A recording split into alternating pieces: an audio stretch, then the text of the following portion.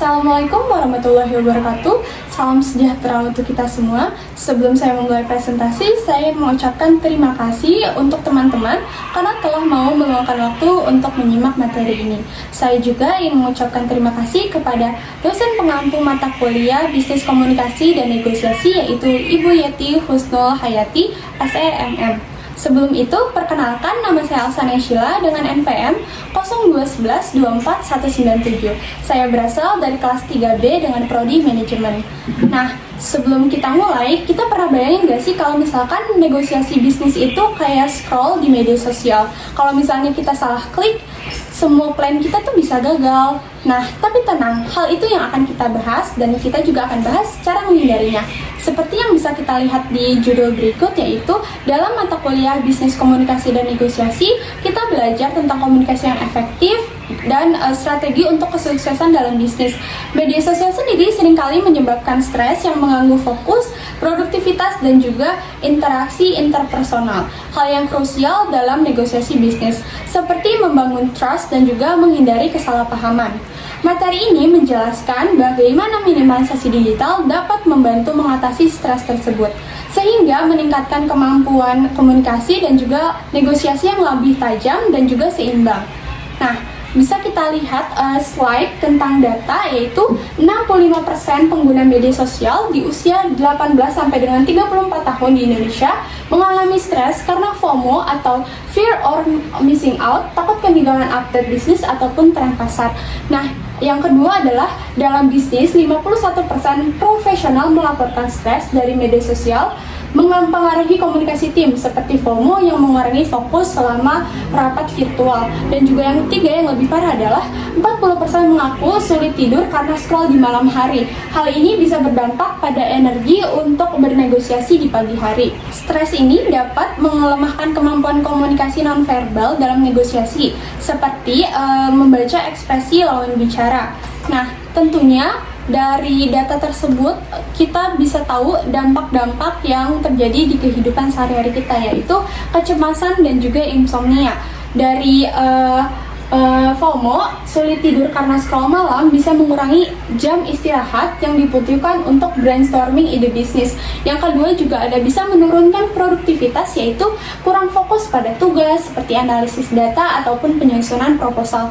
Kemudian yang ketiga adalah ketika kita melihat postingan liburan teman, bisa membuat harga diri kita itu turun 20 sampai dengan 30%.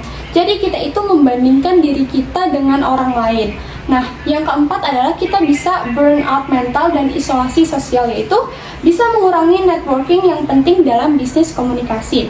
Nah, setelah yang saya bahas tadi, kira-kira minimalisasi digital itu apa sebenarnya? Jadi, minimalisasi digital itu adalah pendekatan untuk hidup yang lebih sederhana dengan membatasi gadget, dengan tujuan fokus pada interaksi bermakna, bukan scroll tanpa tujuan. Juga mempunyai prinsip utama, yaitu menggunakan sosmed ataupun teknologi secara sadar, bukan impulsif. Mirip dengan komunikasi bisnis yang memiliki kata-kata dengan strategi. Nah, contohnya itu kita bisa membatasi notifikasi untuk email penting ataupun panggilan klien. Hal ini membantu dalam negosiasi dengan mendorong interaksi tatap muka yang lebih autentik. Jadi ini itu seperti komunikasi bisnis, yaitu kita memilih kata dengan bijak, bukan bicara sembarangan. Nah, dari dampak tersebut tentunya kita memiliki solusi sederhana untuk mengatasinya, yaitu langkah pertama adalah batasi dan unfollow untuk mengurangi paparan number of followers, yaitu kita membatasi waktu layar. Kita bisa set 30 sampai dengan 60 menit per hari menggunakan screen time untuk meningkatkan produktivitas dalam komunikasi email ataupun rapat. Nah, yang kedua adalah kita bisa mengunfollow akun-akun yang bermasalah atau akun-akun yang melakukan perbandingan yang negatif. Yang ketiga adalah kita bisa menjadwalkan detox dengan 1 minggu tanpa menggunakan sosmed.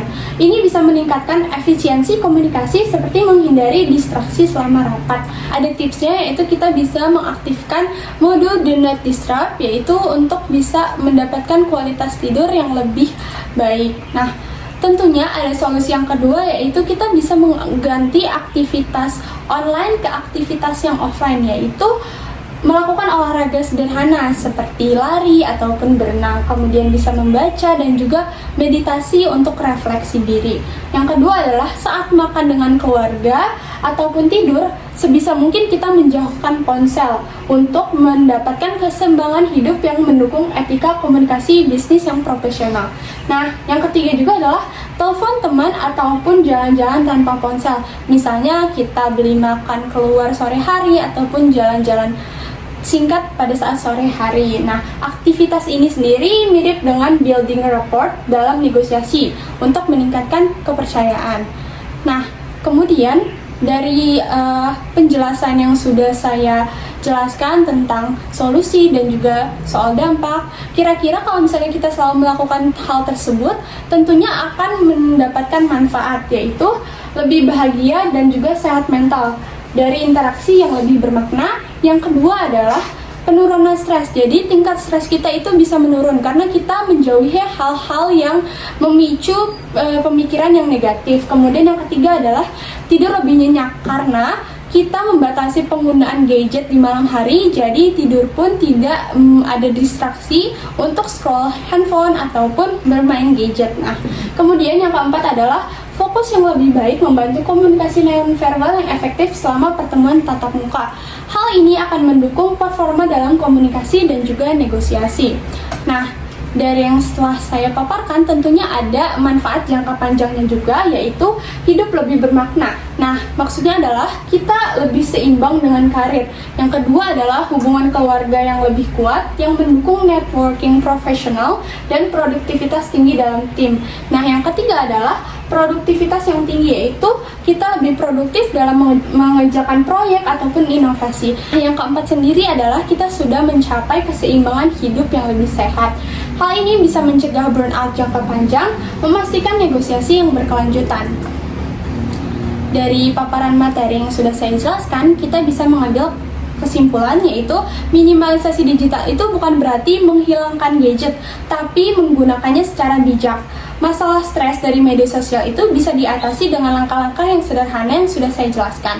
Dalam bisnis komunikasi dan negosiasi, hal ini tentunya membantu untuk meningkatkan fokus pada interaksi yang lebih bermakna, seperti negosiasi tatap muka yang lebih efektif, dan juga bisa mengurangi burnout yang dapat melemahkan kemampuan komunikasi secara persuasif, dan juga mendorong keseimbangan hidup untuk negosiasi yang lebih strategis dan juga produktif.